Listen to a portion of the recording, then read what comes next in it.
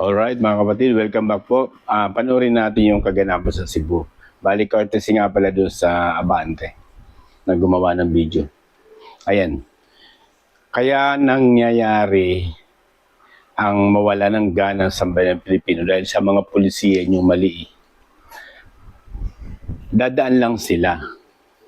Kumikilos naman. Hindi naman, kumbaga, hindi naka-stay. Tapos haharangan nyo. Tapos magtataka kayo kung bakit galit ang mga tao sa administrasyon na to. Ito yung sinasabi ni Kong Leandro Libiste. De facto, di ba? Hindi man deklarado, pero martial law na ba sa Cebu? Di ba?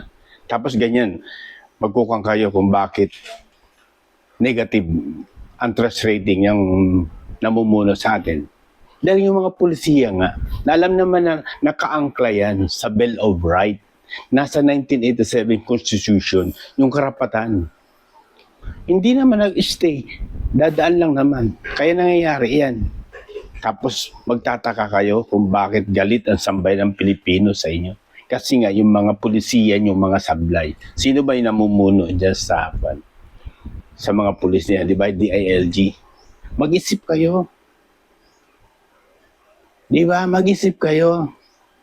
Panoorin na rin mga kapatid. Nakakakon nga naman. Wala naman. Dadaan lang sila. Ba't kailangang harangan? Nakala mo nagrarally, di ba? Oh. Kaya, pagdating ng oras, na pag naging negatibo, ayaw nyong tanggapin. At may mga ginagawa kayo reforma. Pero yung mga ginagawa nyo sablay. Na against sa batas. Against the law. Regarding do sa karapatan of freedom of expression, freedom of speech. Nakaangla yan sa 1987 Constitution, Bill of Rights.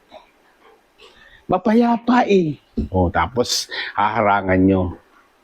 Kaya nawawalan na ng tiwala sa inyo sambayan ng Pilipino. Ba't hindi nyo hayaan lang? Hindi yung martial law? Martial law ba? Martial law ba?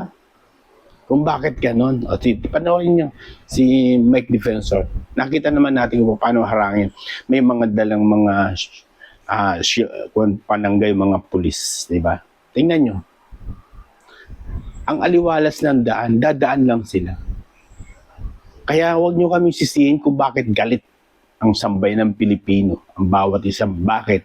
Yung mga pulisiya, yung mga sablay, yung mga pulisiya yung nawala sa batas. Nilalabag nyo lagi ang batas.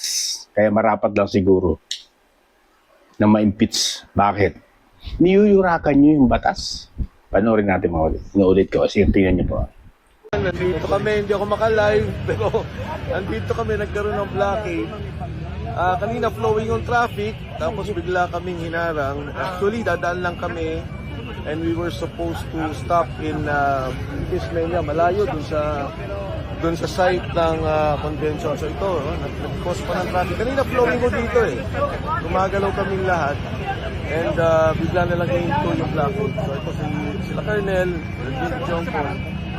Alam naman natin, nautusan lang naman yung mga polis. Pero siyempre, tayo rin, sinasabi lang natin na hindi na wala naman tayong gulo, dadaan lang, exit, and then doon magko-convert sa Venezuela. Hindi doon sa convention proper. Pinapabayaan natin sila, yun naman natin sila gulin. We just want to express our sentiments, our grievances dito sa corruption sa ating gobyerno. At siyempre yung non-acceptance of the impeachment complaint. Ayan, nag-uusap-usap sila. Hindi rin ako makasali dahil Cebuano yung salitan ng ating mga kaibigan, ito yung ating mga kapulisan.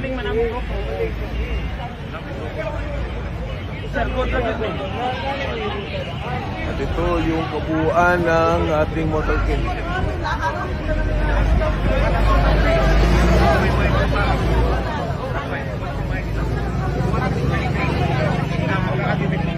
So, tingnan naman natin kung anong mangyari kung papadaanin tayo. Hinarang yung buo. Kanina flowing mo to, bukas tong kalsadang to, nakakadaan lahat ng tao. Free flow and traffic, nung nakita naman yung motorcade caravan natin ay nagharangan na po. Okay.